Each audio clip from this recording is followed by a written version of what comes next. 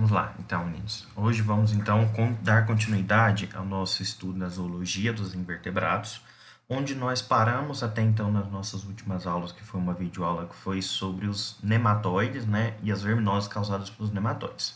Então, agora vamos começar a entender quem são os anelídeos, certo? Então, vamos lá. Os anelídeos, eles possuem esse nome porque possuem segmentos por todo o corpo, ou seja, um corpo segmentado formado por anéis. Destes grupos aqui, os principais representantes são as minhocas, sanguessugas e alguns anelídeos marinhos, que também são chamados de vermes marinhos, porque anelídeos também seguem a denominação de vermes, ok? São mais ou menos 16 mil espécies conhecidas de anelídeos. Os podem ser encontrados no mar, água doce, em ambiente terrestre e principalmente onde a água não seja muito escassa. Você vai encontrar muitos anelídeos em ambientes mais úmidos, principalmente minhoca também. Se você tiver uma região assim próxima a algum rio que tiver mais úmido, se você cavar, você pode encontrar uma minhoca, certo? Podem ser microscópicas e algumas espécies podem atingir até mesmo 3 metros de comprimento, ok? As características dele continuam sendo triblásticos, são os três folhetos germinativos, todos os invertebrados serão triblásticos daqui para frente. Celomados, aqui já possui o celoma, certo? Não é um pseudoceloma, aqui é por celoma verdadeiro. Qual que é essa diferença? Porque o celoma verdadeiro ele é formado somente por mesoderme, que é a cavidade mediana dos folhetos germinativos, ok? Corpo segmentado, né, que é se dividido nesses anéis. Organização. Corpo cilíndrico, todos têm esse corpo cilíndrico. Uma coisa que tem agora nesses anelídeos é porque toda a região do segmento deles podem possuir cerdas. Então, essas cerdas ajudam também na movimentação do animal, certo? E essas cerdas é o que vão dar as características dos grupos que nós vamos ver dos anelídeos. Alguns anelídeos que têm uma grande quantidade de cerda, ou outros já têm poucos e outros ausentes, certo? Aqui tem o sistema digestório completo, então o ânus está no último segmento. E a parede corporal deles tem cutícula, assim como alguns nematóides também têm a cutícula, né, que ajuda a resistir os sucos gástricos do nosso intestino. Esses animais aqui, os anelídeos, também possuem essas cutículas, né, que é uma proteção. E a locomoção se dá pela contração muscular de cada segmento. Ou seja, uma minhoca ela é dividida em vários segmentos, certo? Ela consegue movimentar somente um segmento dele, ela não precisa movimentar o corpo inteiro. Se ela quiser movimentar o segmento do meio, ela consegue, certo? Aqui vamos para algumas características. Então, iniciando pela boca, que é a entrada do alimento, tem o intestino e tem a saída, que é o ânus, sistema digestório completo. Mas no caso desse animal, ele vai possuir algumas outras características, né, que não são encontradas nos nematóides. Aqui, digamos que tem algumas novidades evolutivas. Então, ele tem uma faringe, ele tem um esôfago, ele tem um papo, que é o local onde vai armazenar o alimento, e a moela, que funciona como uma digestão mecânica, é no estômago, onde a minhoca ela acaba se alimentando de resíduos orgânicos, né? Às vezes até alguns restinhos, né, de, digamos assim, materiais em decomposição. Nessa moela, ele serve para quebrar o alimento. Então, seria algo como se os nossos dentes fizessem, certo? Então, vai para o intestino, que é ali que vai acontecer a digestão química e o que não é aproveitado sai pelo ânus. Uma outra coisa que tem aqui nas minhocas, esses arcos aórticos, eles funcionam como um sistema circulatório, coisa que nós não tínhamos nos hematóides, é outra novidade evolutiva.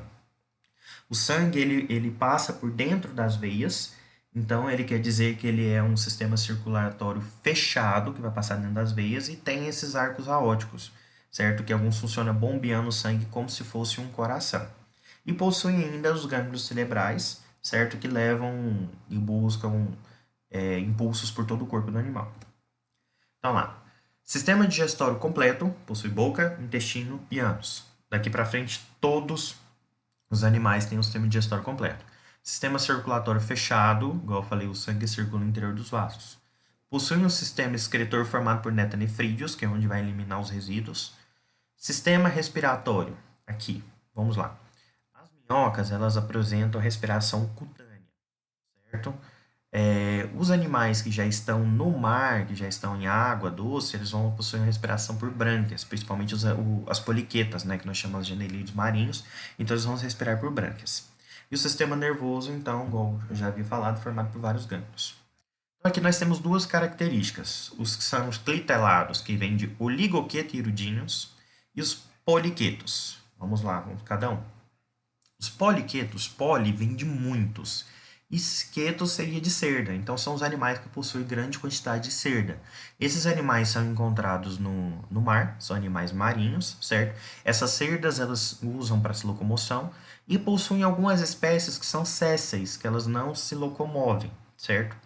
Nesses poliquetos, eles têm um sexo separado, o macho é diferente da fêmea. E uma coisa interessante é porque algumas espécies tem o órgão reprodutor somente na época da reprodução. Então, o órgão reprodutor se libera somente na reprodução, certo? E a nutrição, alguns são carnívoros e outros alimentos de resíduos orgânicos. No caso aqui, esse grupo que nós chamamos de clitelados é o que vão entrar as oligoquetas e os erudíneos, onde ambos são hermafroditas. E por que eles recebem esse nome de clitelados? Aqui nessa imagem da minhoca, você está vendo que ela possui mais ou menos aqui no meio do corpo dela, que ela possui uma cor diferenciada. Isso daqui é um clitelo, que é onde vai estar os ovos da minhoca, onde vai desenvolver esses ovos. A hora que a minhoca é hermafrodita, ela faz uma fecundação cruzada. Quando ela fecunda esses ovos, eles ficam no clitelo, ela libera esse clitelo, que então vai liberar novas minhocas, ok? Então lá, o grupo das oligoqueta. Oligo é de poucos, queta são de cerdas, são os animais que possuem poucas cerdas. Então os principais representantes, minhocas e minhocossus, são maiores que as minhocas, certo? Elas vivem enterradas em solos úmidos, em água doce, somente em região mais úmida. Por quê? Minhoca é um animal fotossensível. Foto vem de luz, sensível porque é sensibilidade à luz. Então, se você estiver numa região onde você cavar, em que vai sair uma minhoca, ela vai enterrar de novo para a terra. Por quê? Porque ela tem essa sensibilidade à luz. Okay? Não possui olhos ou apresenta olhos bem reduzidos. Então, a sua nutrição é principalmente por materiais orgânicos. E uma grande importância da minhoca é que ela produz o humus. Agora a gente vai falar mais disso. Ok? Tá aqui. No caso aqui, o corpo da minhoca, dá para perceber uma coloração um pouco diferente, um pouco mais clara, onde é o clitelo dela. Aqui são os erudíneos, que não possuem cerdas ou muito reduzidas, certo? Esses erudíneos são os principais representantes, são as sanguessugas, onde eles apresentam umas ventosas na região anterior e posterior, onde ele ajuda a sugar o sangue. Ele pode sugar o sangue, que ele pode até dobrar o seu tamanho. Okay? Antigamente, na medicina milenar chinesa, isso era usado, as sanguessugas, para poder espantar os maus espíritos. Sanguessuga já chegou até a ser usado em algumas cirurgias, porque quando ela se alimenta do sangue de uma pessoa, ela libera substâncias anticoagulantes. Substância anticoagulante é que ela faz com que o sangue não coagule, certo? Então ela como se ajudasse até na cicatrização quando ela termina de sugar o sangue do animal, certo? Então esses animais são pequenos, alguns podem atingir até 30 centímetros de comprimento. Então vamos lá. O que eu tinha falado para a importância das minhocas para a agricultura. Em pequenos plantios é muito comum os agricultores colocarem minhocas. Por quê? As minhocas elas ficam cavando buracos. Então ela deixa a terra mais macia, mais fofa. E com isso facilita a entrada de ar e de água, certo? E além disso, as fezes da minhoca, junto com a matéria orgânica presente na terra, formam o que nós chamamos de humus, que é uma substância muito nutritiva para as plantas. Então, em pequenos plantios é muito comum colocar essas minhocas, certo? Então, essa foi nossa aula de anelídeos, ok? Qualquer dúvida é só mandar no Google Classroom, que também serão postadas as atividades.